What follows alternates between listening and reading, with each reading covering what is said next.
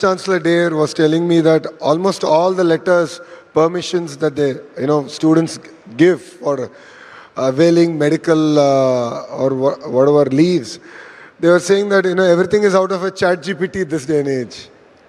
So my concern is our creative thinking cannot be outsourced to AI. So it's very, very important to look at the fine line in the way we're going to redefine productivity and human interaction. And the third vertical, as I said, is reimagine inclusion. One challenge that I've seen every industrial revolution bring about is the divide between the haves and have-nots. And I'm genuinely concerned, and the Honorable Prime Minister of India, Shri Narendra Modi ji, has also raised this point multiple times, where the divide with AI should not grow. In fact, it should be a bridge and not a barrier for economic progress. So as a government, we are really excited on how we can use this AI revolution to bridge the gap between urban and rural and ensure that the underserved are really skilled. And AI enables us to build an amazing platform to do that. To sum it all up, the age of AI is here. It is not going to be a threat to humanity, but I believe it is an invitation to elevate humanity. And future will be built by us, by the thought leaders who are sitting here. I am a policy maker, I am a politician, I understand these two sectors quite well. But my ability to understand the corner of AI or where the turn is going to be is not there. But you understand this better. And all of us together should reimagine the way we're going to interact, the way we're going to do things together. And what we as a state here offer is a platform that will stand the test of time and politics, that will live its sense of purpose and ensure that the changes that we bring about is not merely cosmetic, but it's fundamental. And it will transform the way people of Andhra Pradesh, people of India will embrace and use AI going forward. So it's important that all of us ensure that future of work is not just about productive but purposeful. It's not just automated but augmented. It's not just intelligent but inclusive. Thank you very much.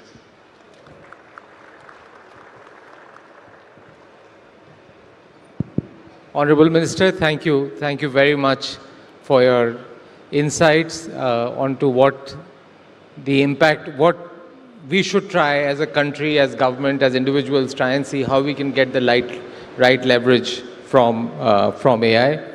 I'll now hand it over to Debjani. Debjani, if you could, what I'll request all the panelists, Debjani, maybe you can start. If you can make maybe 3 to 5 minutes of initial comments on how do you see AI shaping up, how do you see that impacting jobs or wider impact of, and from your vantage point, particularly how government is looking at it and how government is looking at frontier technologies would be very, very helpful. Over to you, Debjani. Thank you, Rajiv. Hope I'm audible. Respected Minister, all distinguished guests on stage in the room, a very good morning. And Minister Lokesh, I'm very sorry I couldn't be there in person and experience the beautiful city, hoping to make up for it very soon. But a huge thanks to CII for the invite. Since this session is about AI and jobs, I'm so glad that, Minister, you said what you did, because I think it is time that we set to rest this debate that has been going on for a very long time on whether AI will impact jobs or not. The short answer, yes, it will. And it is important that we acknowledge this upfront, because that's only half the story. We need to now focus our time, our energy to what really matters, which is the other half of the story. How can India turn this disruption into a massive opportunity? So, as you said, job transitions driven by technology, they are not new. We have seen them from the printing press, textile automation, computers. Every wave disrupted jobs, but they created many more, and sometimes they created better ones, most times actually. So the job disruption, as I keep saying, is just one half of the story. And to understand the full picture, the Niti Frontier Tech Hub along with the industry partners, undertook a very detailed study of India's 8 million tech workforce, of which 6 million is in the tech industry, 2 million in other industries. And let me, in these 3 minutes, share very briefly what the key findings were. First, yes, jobs will be disrupted. Areas like software development, customer experience, call centers, data entry operators, etc. AI is already giving a 15 to 20% productivity gain.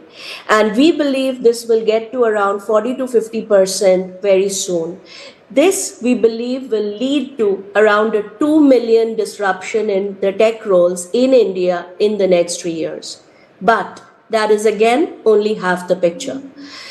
AI is also creating an entirely new universe of jobs, but it's very different. The jobs that are getting created are very different from the jobs that are getting displaced.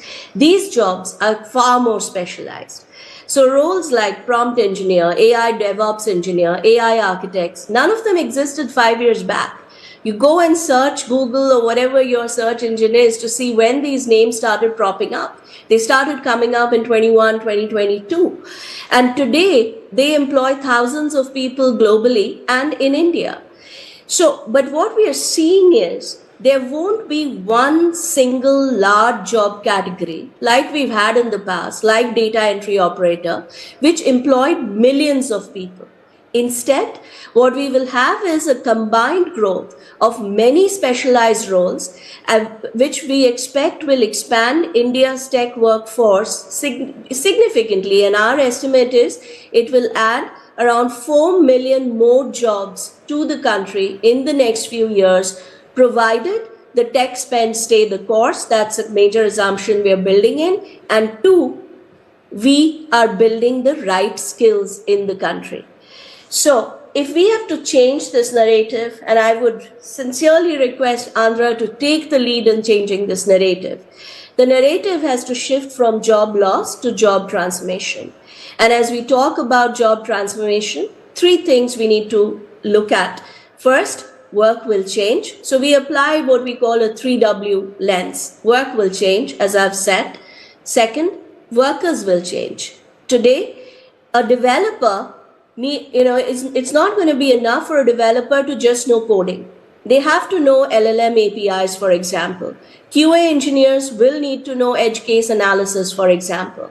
So the job roles are changing, the worker roles are changing. And third, the workforce pyramid is changing. The routine entry-level jobs that you've had at the starting point, the end of the pyramid, these are shrinking. The mid-level jobs are getting way more specialized. And then there's a new top layer of hyper-specialized jobs that is emerging, AI architects, AI DevOps, etc., etc. And this is a shift we cannot ignore as we build out the skills framework.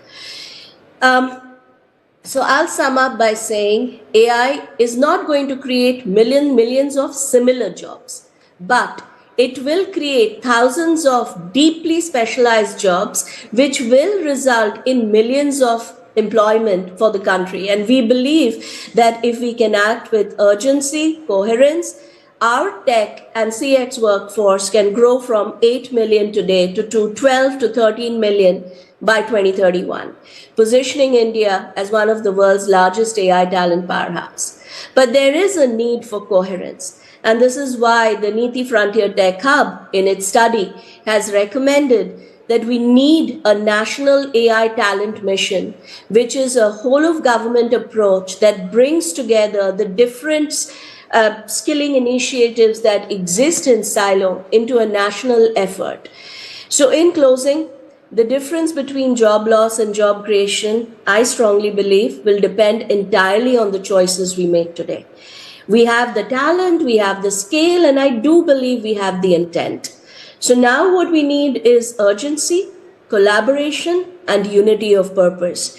And Minister, as Niti Frontier Tech Hub, we would love to partner with you, with CII, to see how Andhra Pradesh, the framework that you're building, how that can create a framework for the rest of the country to achieve this purpose. Thank you very much.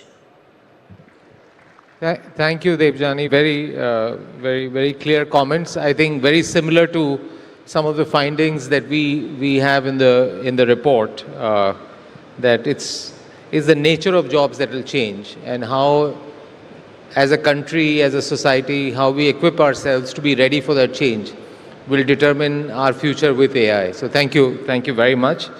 I will now hand it over. Maybe we'll start from this corner here. Joe is my partner in crime in EY. He is based in the Valley. Just came here for a day. So Joe, it'll be great to share your perspective. You heard a little bit about where India is, but it'll be great to get your perspective on what's happening around the world, in the world of AI, in context of jobs and generally overall how the development is going on. Thank you, Rajiv, and thank you for the hospitality to CII. It's always amazing to be in India, and the hospitality of the people is something that I think is really special. From an innovation perspective, I think what's important is every single client and every single organization and every single government around the world is asking this same set of questions. The speed of technology evolution is something none of us have ever seen before. And so really there's three key components that are going to be required in this next wave of transformation. One is around the digital workforce. And when you think about the digital workforce, and we're in India today, what you're looking for is digitally native and AI-led workforce.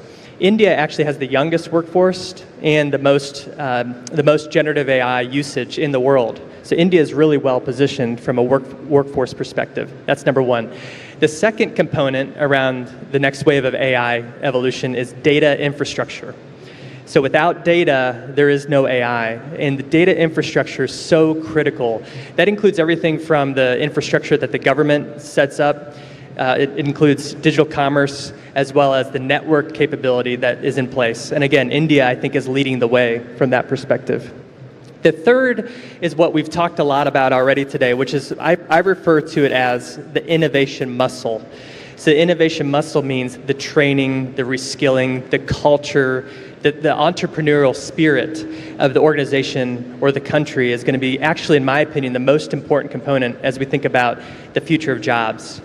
Now, to be clear, and I think we've heard this today, I think every industry is going to have a massive transformation as a result of AI. Every industry will be impacted. We are seeing some industries impacted more quickly than others. For example, finance and professional services.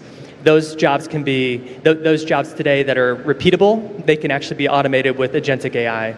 But every industry, from manufacturing to healthcare to life sciences to consumer packaged goods, will be impacted by AI. So when we think about jobs of the future, what we think about is there's three components. Level one is humans plus AI. That's actually what a lot of us are experiencing today. We're using Copilot, we're using other tools and technologies to help us do our jobs better. Some productivity gains, some quality gains, but not significant change yet. What I think is going to be really significant is level two, which is where humans manage agents. So if you think about that, that means that you need to onboard the agents, you have to recruit the agents, you have to train the agents, you have to certify the agents. This is an entirely new workforce that doesn't currently exist. That's going to be a big area of job growth. Level three is actually where humans are managing the intelligent orchestration of agents plus physical AI. So that's when things really start to progress very quickly, when you talk about agents and physical AI. And if you think about the job growth there, for example, physical AI, we talk about the actual data required to simulate these robots. We talk about the testing required to simulate these robots, and then the certification to put these in place. Some components around sovereign AI are really critical as well. So how do you actually orchestrate that at the local level, whether it's within a country or jurisdiction? So to me, as I think about India, I think that from a global perspective, it's massively ripe for really taking advantage of this next AI evolution. You have the right digital infrastructure in place. You certainly have the right talent. And I think the key is going to be, can we put together the right innovation muscle to train the next generation of workforce as quickly as possible? Because the world needs India to be successful, because that's going to be the next wave of growth from a technology perspective. Thank you. Thanks, Joe. You're right. I think both in terms of skilled workforce and also the amount of data that we have. I think if we can tap into that, whether using sovereign data or sovereign AI or other things, and also skilling our workforce and building use cases here, I think we could at least, on the innovation side, we may be slightly behind, but at least on the use case side and leveraging that internally for our efficiencies, I think it's a great, great opportunity. I'll now hand it over to Professor Soumitra Datta. He is been a dean in some of the leading universities in the world and is very actively, both from an academia and industry side, very actively engaged in AI and modern technology. So it'll be great to get your perspective, Professor. Thank you very much, Mr. President, and good morning to everyone. We have already heard a number of very interesting comments, so I'll just try and complement that with some perhaps slightly contrarian perspectives. As a professor in academia, I'm very worried when I read reports like yesterday in the Wall Street Journal, when the journal is predicting that the 2026 class is seeing the worst year in terms of employment that they have seen in more than a decade. When I look at not just, for example, there's a lot of talk of reskilling, which is very important, I don't deny that, but what about the millions of young graduates coming out of university today? What about their jobs? What about their careers? I think these are very important questions ahead of us. Now, why do I raise this perspective? And just to get you involved a little bit in the discussion, let me just pose a question to you. And this is where I want you to raise your hand. How many of you think today AI, whatever you define as AI, is roughly equal to human capability, human intelligence, roughly whatever you define as that? Just raise your hand if you believe today we are roughly equal. Okay, very few hands. In 5 years' time from now, raise your hands. How many of you think will be roughly equal? Okay, many more. In 10 years' time, how many of you think? Pretty much everyone. Okay, thank you. Now, if you look at what human beings do, we do essentially 3 buckets of things. So we interpret patterns in data, whether it's marketing data, machine data, whatever.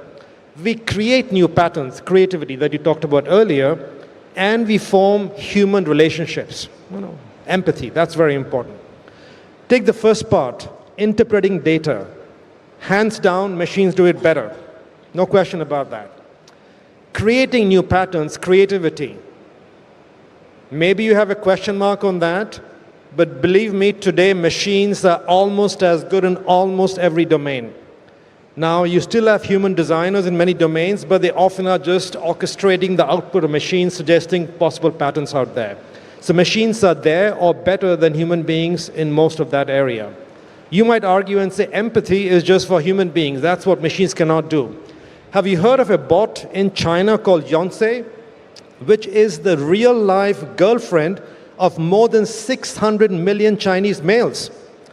Now, this is not a joke. This is a real-life implementation of the movie Her, in which the man falls in love with the operating system, released in 2013. Now, you might think, well, these are funny examples, but guess what? Bots are now being used for psychological counseling, counseling teenagers, people with mental health conditions, and they're actually often seen as better than human counselors. So what I'm just trying to say is that if you look at all the 3 dimensions, analyzing patterns, creating new patterns, forming relationships, machines are actually getting there. Now, if you look at what's at stake out here, so on one hand, you have the pressure to keep on automating, improving efficiency, and that's where we talk about AI being used more and more in industry, and that's very good. Productivity is an important goal to achieve. But we also have to think about humanity, because as machines and people become 2 equal resources, it is our decisions as leaders in industry and government about how do we build the balance between humans and machines. That is a very important notion, that decisions that we make will decide which way we tip the balance. Now, what is at stake out here? If you tip the balance more towards productivity, of course, in principle, you're helping the economy. And the pressure will be to, in fact, push the economy, push productivity as much as possible. That's one reason why you will see a lot of companies now slowing down hiring, a lot of companies, in fact, using AI much more to do different things in their own organizations. But the risk out there is if you go too hard on that pedal of productivity and economy goes up, you risk human dignity. Because we as human beings, our core, the industrialized society in which we live, a core element of human dignity is the ability to be able to earn a living, to be able to do a day's work, and to be able to put food on the table for the family. Now, how do you in fact balance the two is, I think, the most important decision in front of us. And I don't think, honestly, today that most companies, most national governments are really looking at that in a sensible, deep manner. Today, the often politically correct approach is, well, technology is there to empower people. It'll make you better. It'll make you, in fact, more productive. And that's politically acceptable. That's politically more sellable. Even in the tech companies, it is an easier sales argument to say that, well, technology will actually enable you and help you become better. What about the fact of large-scale unemployment? What about the fact when people don't have full jobs? That is not an unreal prospect. Look at what's happened in agriculture, manufacturing, and services. Agriculture, mechanization in the West, employment has shrunk dramatically. Manufacturing, go to the latest manufacturing shops, typically in anywhere in the world, the number of people employed has become very, very small. It's mainly robots, mainly machines. In services, today, of course, you have a lot of people employed, but the reason for that is mainly that humanoid robots are not yet at the price value point at which you can use them, replace humans. Because the cost ratio is just simply too high, the value ratio is too poor. So we're not yet at that point of replacement. What will happen in 10 years' time when humanoid robots will become cheap enough and good enough to replace replace a nurse, replace a hotel worker? That is the big question mark for us that we have to grapple with. So let me stop out there, but I just want to say that I think the real question, the real challenges out here that I don't think we are really fully addressing in government and industry. Thanks, Sumitro. Thanks for a slightly different viewpoint. And just on humanoid robot, that's where China is investing the most. So if you go to China, their largest investment in AI is not computational AI, but humanoid robots. So that change will also come much, much faster than what we are anticipating. I'll now pass it on to Sharon. Sharon is an executive director, lead at Korea University. Sharon, your opening remarks, please. Great, thank you.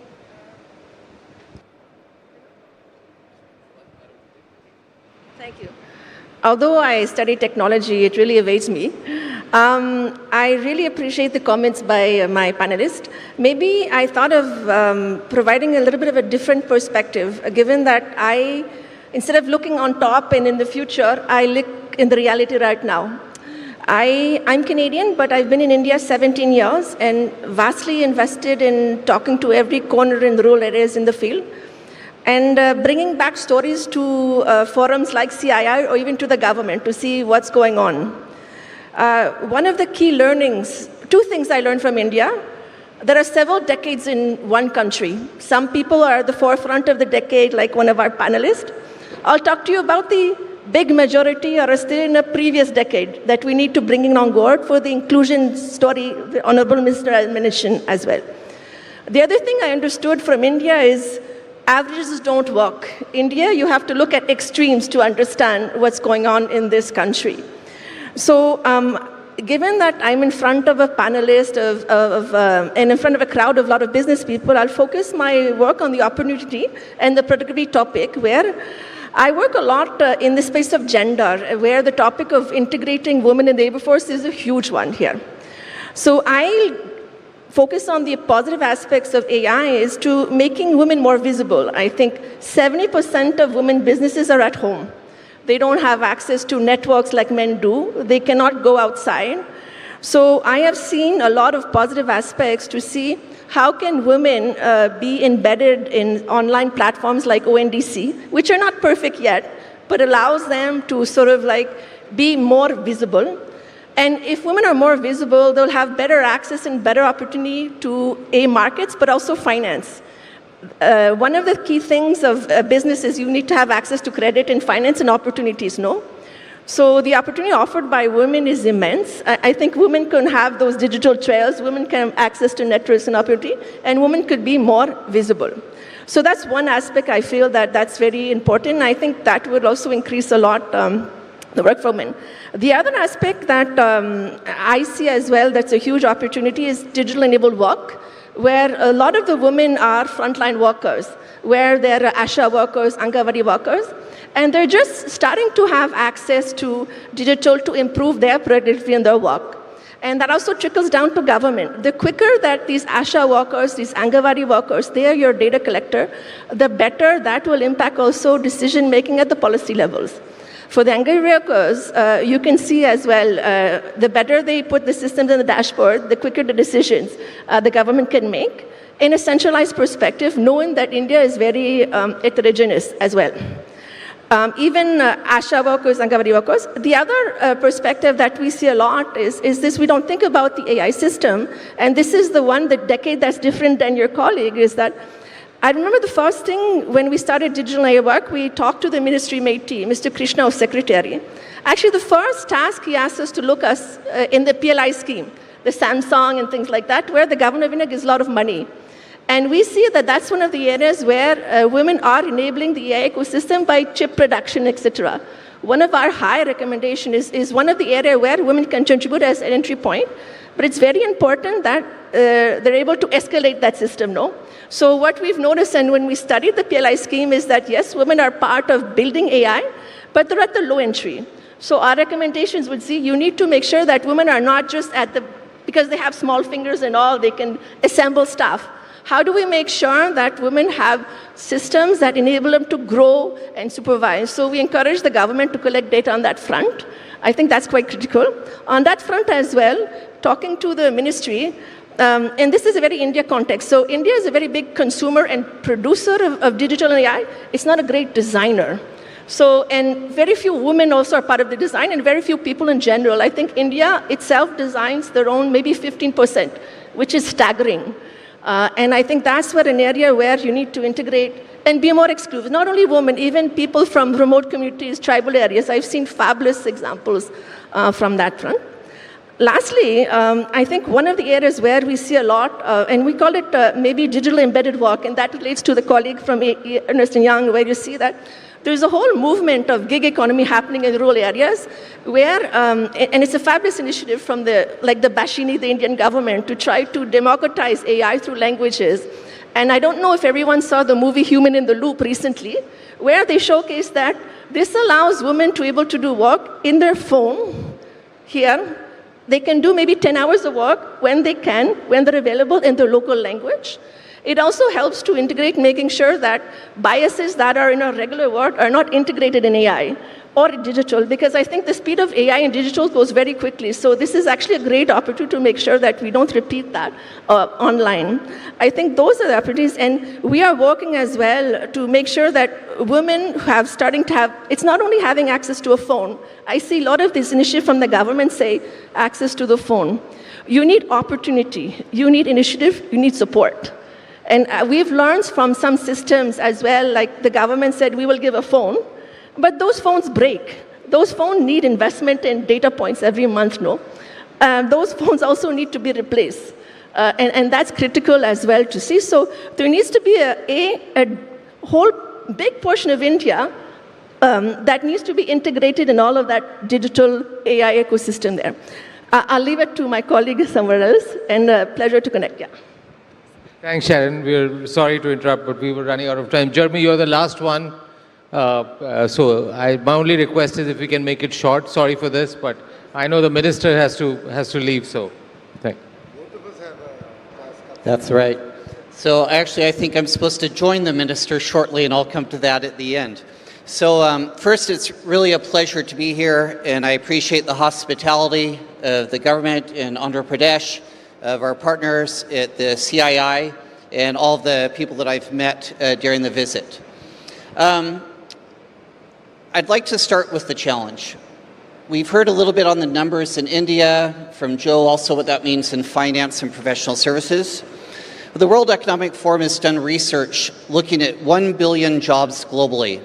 We interviewed 1,000 large companies across 55 countries and understood what this means for the future of their workforces. And what we saw is that we will lose roughly 92 million jobs in the next 5 years. 90 million jobs will disappear in the next 5 years. And that isn't even before we talk about all the jobs that need to be reskilled. But the good news is there's an opportunity to create 170 million new jobs. But those new jobs won't come on their own. It will take conscious action. It'll take programs from employers in how they design, how they reskill their resources. It'll require partnerships between universities, corporations, and the state to prepare the next generation of talent for those roles. It'll also mean that we actually have to adapt to a new workforce, because many of those jobs won't come from the large traditional industries. They'll come from entrepreneurs. And those entrepreneurs will need new support networks. They'll need digital public infrastructure, building on what you have in India here with Aadhaar, UPI. But we'll also need a digital infrastructure that allows for cybersecurity, that allows for SMEs to be able to scale and unlock capabilities. So all those things are going to come together. So massive challenge, but also significant opportunity that requires conscious action. Now, one of the reasons I'm here today in Andhra Pradesh is because we think that Andhra Pradesh will be a hub for this future vision of how to create an economy that brings dignity and opportunity to employees. We look at programs like the Naipunyam with the expertise that'll actually have a skills database that we can actually train workers. We'll be launching today a Center for the Fourth Industrial Revolution, focusing on energy and cybersecurity. Because before you get to the AI and before you need the data, you need the energy to actually power the data centers, to power the algorithms. And you also need to make sure that it's secure. And this is one of the reasons we focus on cybersecurity. There's roughly 4 million jobs that are in shortfall today in cybersecurity. So this creates an opportunity for new workforces, new roles, and new opportunities. And last is we really appreciate, I think there's roughly 70% of the graduates here in Andhra Pradesh are focused on STEM roles. That will prepare them well to enter the new workforce, but they'll also need to be continuously skilled, continuously updating their education in those opportunities. And this is something that we look forward to partnering with Andhra Pradesh to help prepare that future workforce, to help prepare the future economy. And I think together we can contribute to a nation and a global economy that's more prosperous, more equitable, and more meaningful for everyone in it. So thank you, Rajiv, and thank you to the Minister for hosting us here today. Thank you, Jeremy. Thank you very much. Honorable Minister, you've heard different perspectives, different dimensions of this. And I know you have a grand vision, and the state has a grand vision on how you leverage AI, technology, various new themes that are coming around the world. So one is just general thoughts on what you've heard, but also particularly, I'm particularly keen on, for AI to be successful, how do you capture data? And what are you doing as a state to be effective from a data standpoint? Well, after this session, I thought I'll have some answers, but I walk out with more questions. Thanks to Soumitra here. I think, but the points raised are very valid. I think we need to think through the nuances as we go about, doing what we are supposed to do in this industrial revolution. See, as a state, we are talking about energy transition. It's easy said than done, because wind speeds predictability, cloud formation, so solar efficiency, then your ability to sort of pump up traditional forms of energy to sort of give the transition, especially with data centers that require higher reliability, is a big challenge. And that is exactly where we're using AI. our ability to predict, understand this. In terms of state, we are one of the very few states, and I was actually quite pleasantly surprised that I had counterparts in Australia at the state level who have something called Minister for Customer Service. It's similar to what we are trying to achieve in real-time governance, is how do you deliver governance at the doorstep of the citizen whilst keeping in mind the entire data that we are able to capture and give a much more predictive analysis. So a great example of that is how we've handled the recent cyclone, which we thought will be a lot more intensive, but our ability to understand where it's going to land, the speed at which, the track, we were far better than the other institutions out there because we have over a period of time built those data sets, we are able to hone on those data sets, and that will again be very core to us as we go forward. So as a state, we are continuing to collect the data points that are relevant for us to ensure better governance delivery. But then yes, we also have to keep in mind the ethical framework on how this data is going to be used and not be used against underprivileged sections of the society. So that's equally going to be important. And that is why we have something called the Core Data Authority that has the framework in place to ensure that this is not used against them. But then honestly, I think all of us sitting here are just trying to understand what is AI, its implications on humanity and how it's going to change our lives here. Definitely 5 years from now, maybe the 35th Partnership Summit that we're going to do here, I think we'll come back and reflect on whether we got our predictions right or we were off. I think because all of us here are pretty much guessing where we'll be 5 years from now. Thank you. Thank you very much. I think we are run out of time. I think only thing I probably like to add, Honorable Minister, and hearing everyone, very insightful comments from all the panelists, is it is a reality, and the question is, how do you make the most of it? I mean, you can see half full, half empty. Different people can have different perspectives. But if this is going to come, then as a country, as a society, as an organization, how do you make the most from this? Be ready, be prepared for this transition. And I think that's what, at every level, I can see that there's a worry, there is fear, but there's also some sense of opportunity of change. And I think what Debjani mentioned, what they're looking at from a government standpoint, if they're able to create that institution, that will be really good. So before I let you go, CII, in partnership with EY, we have put together a report, and we would be really grateful if you could launch the report, which captures the present state of agentic AI in India.